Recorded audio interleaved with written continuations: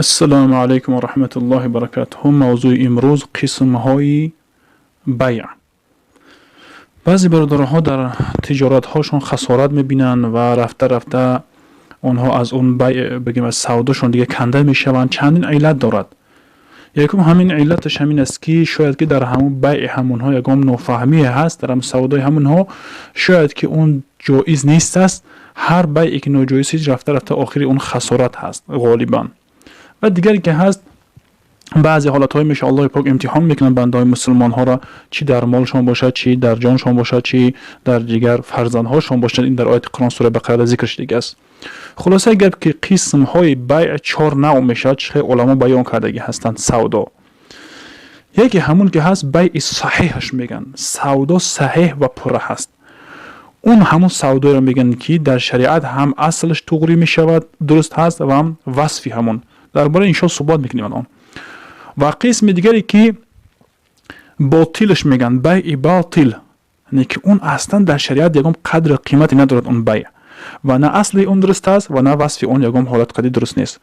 سوم قسم میگه قسم بیع فاسدش میگن، یعنی که اون بگیم اصلش در شریعت یک اصلی دارد، اون اگر که اصلاح میکردن درست میشید، اما وصف فاسدی در اون بگیم چسبیدگی هست، مثلا که اون فاسد شدگی هست. چخیل یعنی که یک چیز میخرد یکم شرطی فاسد میموند، یا که یکم چیز را بگم چیزی چی خطا علیش میکند، یا اینکه چیزای مثلا که شریک قطعی.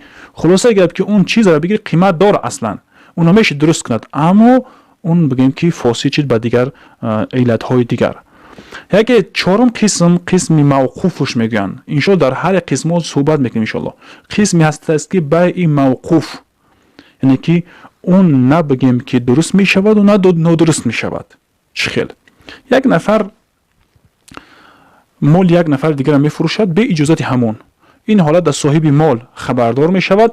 وقتی که اگر بخواهد اون بیع میگوید که خب من راضی هستم میگد می شود، و بخواهد بگه نه بگه تو چرا پیش از مثلا که من اجازت بدم به تو فروختی، اون بیع موقوف میماند. الان ان شاء الله بیان میکنیم قسم های بیع باطل را. ما در قسم های سودایی که مثلا چگونه سودا می شود یک کمی هم باشه صحبت کرده بودیم، اما الان در قسم های بیع فاسد صحبت میکنیم. یعنی که بیع باطل در همون حالتی که اون بیع باطل میگوین وقتی که همون چی پول باشد.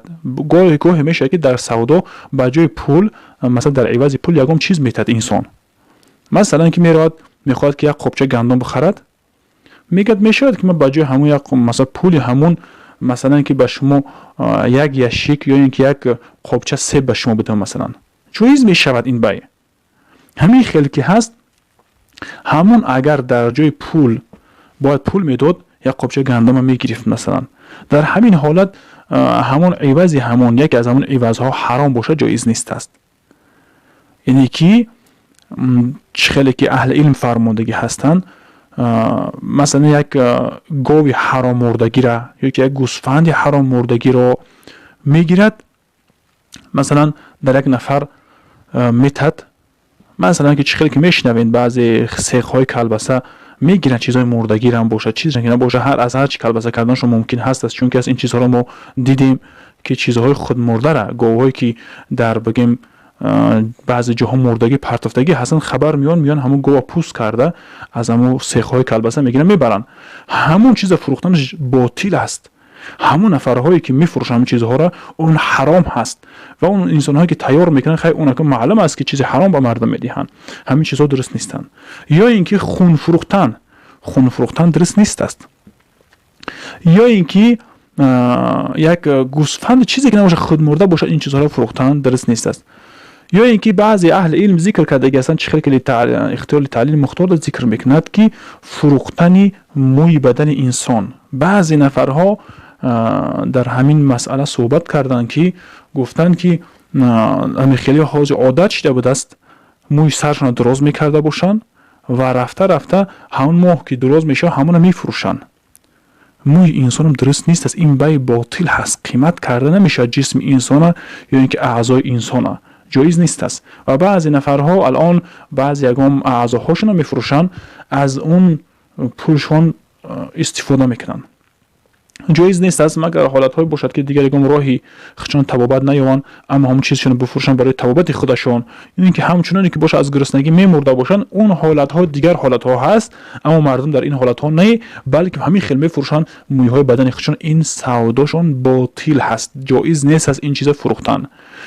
اعضاهای انسان فروختن به هر حال و صورت جایز نیست است. یا اینکه در بعضی کتاب‌ها ذکر میکنن که پاروق میگیم خون پاروقی که از انسان باشد، این چیزها درست نیست از فروختنشون. یا اینکه یک نفر میفروشد حاضر همون ماهی را نقپیدگی هست، حاضر ماهی در بحر گشته است، در نهر گشته است، در دریا گشته است، میگه که من همین 1 کیلو ماهی به تو میفروشم. میخرید؟ میگه بله. میگه کی جوده هست؟ میگه که از میخرم میارم به تو میفروشم. میگه این بیع ها باطل هستن، اونها اصلا موجود نیستن. یعنی که یک چیزهایی که قیمت ندارن یا اینکه اون در دستش نیست یا اینکه چیزهایی که بگن که از اعضاهای انسان دیگر چیزها را، این چیزها را فروختنشون باطل هست و جایز نیست است که این چیزها را بفروشن. اگر فروختن اون بگن به طریق باطل پول یافتگی هست، این از همه قسمهایی که درست کرده نمیشه این نمودی بیع را، این بیع باطلش میگن. یعنی که بیع باطل قسمش که بعد بیع صحیح بود بیان کردیم، هر چیزی که در شریعت قیمت نداره، چه خون باشد و چه خود مرده، مثلا حیوان خود مرده باشد و چه اعضای انسان باشد و این چیزها قیمت در شریعت مانده نمیشه، اینها قیمت ندارن، اینها جایز نیست فروختنشون، اینها بیع باطل نمیشه میدرید. قسم دیم بیع فاسد. بیع فاسد اصلی همون چیز قیمت دارد و اصلش ثابت هست در شریعت، اما بعضی چیزهای دیگر در اون بگیم چسبیده آمدگی هستند، بعضی دیگر چیزها در اونجا بگیم که آمده اون فاسد کردگی هستند. الان بیان میکنیم بیع فاسد را. بیع فاسد بیع در زمان جاهلیت بود، بیع ملامسه میگفتنشه. یعنی هم چیزی که میقبیدی میخریدی، باید میخریدی، دیگر یگام علاجی نبود. یا اینکه در زمان پیش بود که سنگ میپرسنگ در بالای همون چیز میزد، اون چیزا میخریدن، خواه نخواه اونا باید میخریدن. اینه که الان در زمان ما نیست است. شاید که بعضی هم خیلی چیزها باشد که هم خیلی شرط های باطل گذاشته باشن، این جایز نیست از این چیزها. یکی از شرط هایی که فاسد میکند همون بیع را، الان شاید که بعض شرط ها میگذاریم، مثلا که همون بیع ما فاسد میشود، بیعی که فاسد که شرعا همون خرنده و فروشنده هر چیز که گناهکار میشن، درست نیست از کار اونها. اول ما بفهمیم که چی شرط ها بیع فاسد میکند. اینکه چه خیلی شرط ها باشد، همون شرط هایی که همون را عقدی همون بیع تقاضا نکند، طلب نمیکند، یا که موافق همون بگیم عقدی همون سودا نیست است، و همون مثلا که از عرفی مردم در اونجا نیستن اصلا اون چیزها. اینا یک شرطای میگذارن که آنها چه میشه بیعشون فاسد میشه. الان بیان میکنیم که در کدام حالت ها بیع فاسد میشه. ما شرطاش بفهمیم که چیزهای بیعهایی که در همون شرطهایی که در حالت سودا اونها موافق شریعت اونها نیستن، اونها در جایز نمیشود. آخه مثلا که یک از بگید که اگر که من چیزی تو خریدم عیب داشته باشد، من اون چیزا میگردونم گفته باشه این هیچ باکی نداره در سودا، یا اینکه گفته باشد که من همین چیزی تو میخرم 3 روز خیار بده، من 3 روز اختیار بده که من فکر کنم بگید، این حالت هیچ باکی نداره. اما یک شرط های میگذارن که اون در شریعت جایز نیست است، اون حالت فاسد میشه. یکی از همون چیزها این است. مثلا خانه را میفروشد، میگه که من خانه را میفروشم و هر هفته میام در همین خانه یک مثلا تشکیلی میکنیم که من میام دم میگیرم در همین جا، همین چیزها فاسد میکند. اینکه یک چیز میفروشد که یک ماشینش باشد یا اینکه خانهش باشد، میگه من میفروشم همینجا در تو، مثلا ماشینش میگه من در $5000 در تو میفروشم، اما با $1000 دیگه در من قرض میدهی که من بعضی مشکل ها دارم باید اون مشکل را حل کنم. این حالت بیع فاسد میشد، چون که از اصلا همون سودا درست بود، همون ماشین فروختنش جایز بود، خانه فروختنش جایز بود، عقدی که کردن پولش باید میداد جایز بود، همش جایز بود. اما یک وصف دیگر از بیرون اومده چسبیده است، وصف فاسدی، یک شرط فاسدی بر اون چسبیده است. این حالت بیع فاسد شده است. یعنی که اصلش جایز است، وصفش از در فاسد رفته است. یا اینکه یک سودا میشود که میگد که من پول همه را میدهم، میگد پول همه را میدهم، مثلا که ماشین میخرد میگه من $5000 است، نه که بعد میدهم. فروشنده راضی شد و خرنده هم راضی شد، اما وقت چه معین نکردن، یا که بار میگیرن، بعضی برادر بار میگیرن، خیلی هم پولش هم میتون به نزدیکی وقت صبر کنه همین کارو خوب شو میتون میگن. این حالت در بیع فاسد است. وقتی که وقتش معین نشود، زمانش معین نشود، یا که روزش معین نشید، این حالت در بیع فاسد میشد. خرنده و فروشنده هر چون گناهکار میشن، باید این چیزا از بین ببرن. چخیل یعنی که باید که این سودا را از سر بگردانند. حکمش همین است که بیع فاسده که باید سودا از سر گردانده شود، یعنی که اونها در بیع باطل دیگر اون سودا را درست کرده نمی شود. چخیل اصلا بیع باطل اصلا اصل نداره در شریعت. بیع فاسد درست هست از فاسد، مثلا که اصلاح کردنش، مثلا که خونه فروخت گفته من هر هفته میام در این خونه دم میگیرم، یا که با اون تشکیلی میکنیم گفته بود.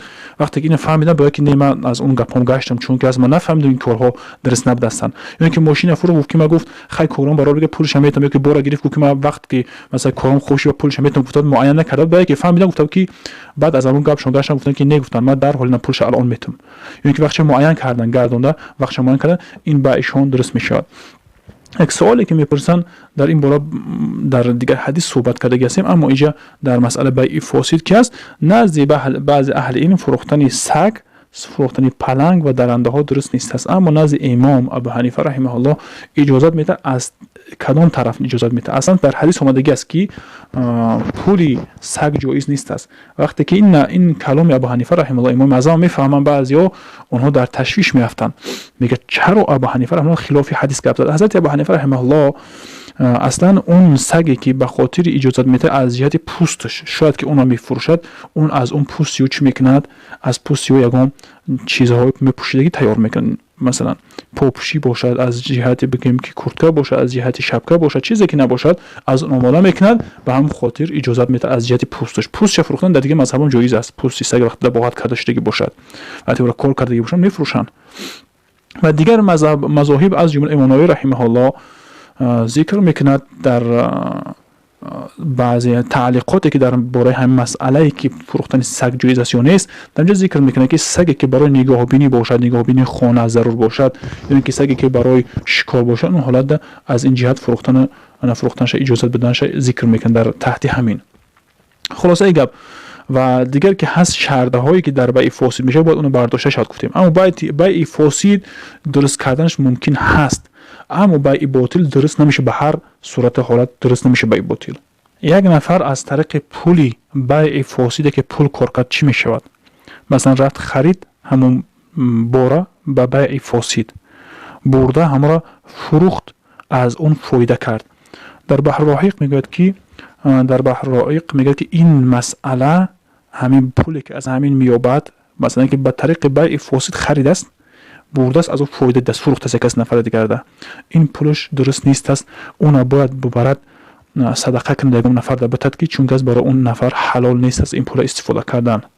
که نمود بیعی که در زمان نبی صلی الله علیه و آله این کارشیده بود، در کتابا ذکر میکنند که بیع میزید کی زیاد میکرد. مثلا یک نفر ماشین فروشی دارد، میگه که همین ماشین کی میخرد، مثلا چند سوم دا میخرد، گفته معین نمیکند، میگه که همین ماشین کی میخرد، میگه یک نفر میگه من میخرم، میگه چند سوم، میگه $4000، میگه با کی زیادتر میخرد، میزید کی زیادتر میخرد، میگه که من میخرم، میگه یک نفر دیگه میگه که من او $5000 گفته است باشد، اگر من 6000 یک 4000 گفته من 5000، میگه با کی زیادتر میخرد، میگه یک نفر میگه که من میخرم، میگه چند قدر، میگه که $7000. همین خیلی زیاد کردن در سودا جایز هست، درست جای ناجایزش نیست است، یعنی که این کاری کردگیش جایز هست، چون که در زمان نبی صلی الله علیه و آله این کار شده بود. وقتی فقیر گفت که در خانه میگم چیزی ندارم، گفت بخورم تناول کنم، نبی صلی الله علیه و آله طریقه کار رو به اون نشان دادن. گفتن که شما در خانه‌تون میگم چیزی دارین؟ گفتن بله، یک ظرف داریم و یک کورپایی که میپوشیم. گفت که اما هر دو چیز را بیار. گفت مثلا که در صحابه گفت که کی میخره همین ظرفی همین ها را، چیزی که در آب خورده میشید و اون کورپایی که پوشیده میشدن که کورپا واری بود بگیم نمط ها امروزه واری.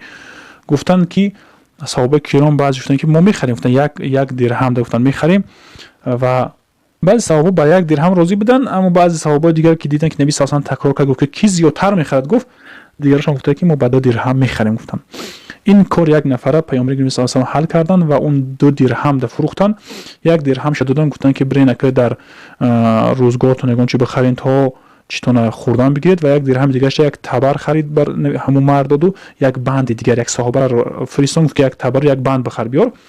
بعد در اون مرد که گفت که من پول ندارم زندگیم وضعی است، گفت همون بگیم که کورپایی که میپوشید و همون ظرفی که چی میکرد فروخت. پیامبر صلی الله علیه و آله 2 درهم فروختن.